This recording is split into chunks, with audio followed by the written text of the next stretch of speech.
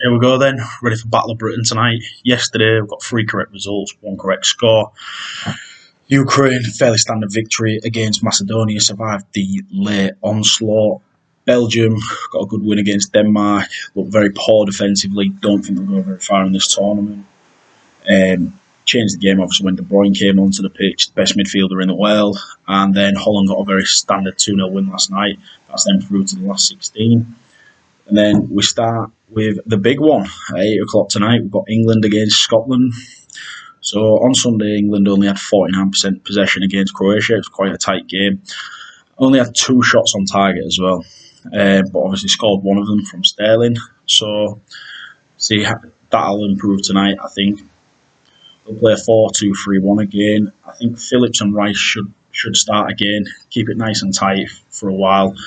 As the game gets on, I'd like to see one of them come off, drop Mount into a number 8, and actually go and attack. So then change from a 4-2-3-1 to essentially a 4-1-4-1. Because I don't think you need 2 defensive midfielders against Scotland. I think Grealish will start tonight. He'll probably take the place of Phil Foden. Phil Foden's on a yellow card. If you get another yellow card, you miss the Czech Republic game. But surely it'd be better for him to get a yellow card tonight, miss the Czech Republic game, then for him to play against Czech Republic, get a yellow card, and miss the last 16 game. So I think it'll be Kane, Grealish, Sterling, and Mount. Rice, and Phillips will be in there. I think tonight's the night Harry Kane arrives in the tournament. Everybody else seems to have started. Obviously, Ronaldo's got a couple, Lukaku's got a couple, Immobile's got a couple. Tonight's the night Harry Kane joins the club. I think he'll score twice. There's a reported, obviously, change at fullback because Kyle Walker can't play after the performance on Sunday. I thought it was absolutely dreadful. So, do you change Trippier from left back to right back and bring the left back in, or do you change them both? Apparently, it's going to be Luke Shaw and Reece James. I think Reece James will be in there. I think he's the best one we've got defensively at the moment, just to combat when Robertson goes forward, which he does quite a lot for Scotland, playing as a left wing back. It's nice to see Maguire will be back tonight. Whether he starts or not, I don't know. I think he needs to play either tonight as an appearance or definitely against Czech Republic. If not, I don't see him playing any part in this tournament. Defensively, we're not fantastic. I wouldn't change the system. I think this is our best system, 4-2-3-1.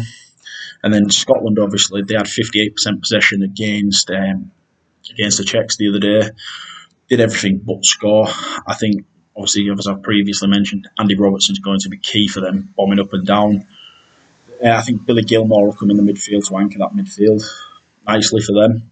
But I don't really think it's going to make much of a difference with the midfield 3 that I think we'll start with, which will be Rice, Phillips and Mason Mount. I just think they're going to get outworked and outrun. Che Adams should start for these. The Christie guy up front the other day was no good. Lyndon Dykes missed a couple of sitters. They play 3-5-2. Kieran Tierney will probably come back into the fold tonight. I imagine taking the place of Cooper. They're trying to play a system what Sheffield United did, where they have centre-backs that'll dribble the ball out and sometimes overlap the full-backs. But don't see Scotland causing a threat. I think that it's going to be quite an emotional, highly charged game, and I just think England are going to have so much class. I think England will win this one quite comfortably. I think it'll be 3-0. Harry Kane arrives tonight, and hopefully Grealish plays. He's a difference maker. He's going to draw in a lot of fouls. He gets in good positions, and he takes the chances. He plays off the cuff. That's what you need. In the other game, in that group, we've got Croatia against Czech Republic. So Croatia had 8 shots the other day, 2 on target, 51% possession. They'll play the standard 4-3-3. I just thought the midfield was overrun by England the other day. Absolutely bossed by Calvin Phillips, who was the man of the match. And then you've got Czech Republic. Obviously, didn't have much possession, had 42% against Scotland. But they hit him on the counter. Schick scored a great header. Scotland tried to go forward for an equaliser, and then Schick scores from 49 yards, I think it was. I don't know why Marshall's that far out, but they had 7 shots on target from 10 attempts, so 70% rate, and then I think it's like less than 50% conversion, not 33% conversion, which isn't great. I think Croatia will win that 1-2-1 tonight, and then the first game of the day, which is on at 2. We've got Sweden against Slovakia, which is an interesting one. Sweden only had 14% possession against Spain the other evening. Spain like to keep the ball, but they don't really do much. Don't really do much with it. It's just literally sideways, backwards, sideways, backwards. Morata missed a couple of sitters. Only had one shot on target. The player standard 4-4-2, but obviously they've got Isaac up front. It's nice to see Sebastian Larsson still playing. He must be about 40 now. And then you've got Slovakia. Didn't expect Slovakia to get anything against Poland. Turned it on the head when they got the man sent off and ended up winning 2-1. They had 42% possession, so it's two teams that haven't really looked after the ball. But obviously in this game, one of you are going to have to look after the ball. Had two shots on target, 2 goals.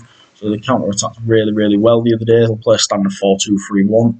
But I just think Sweden will win this game. I think Sweden will win this 2-1 today. So England 3-0, Croatia 2-1, and Sweden 2-1. So we have a good day today. Thanks for watching.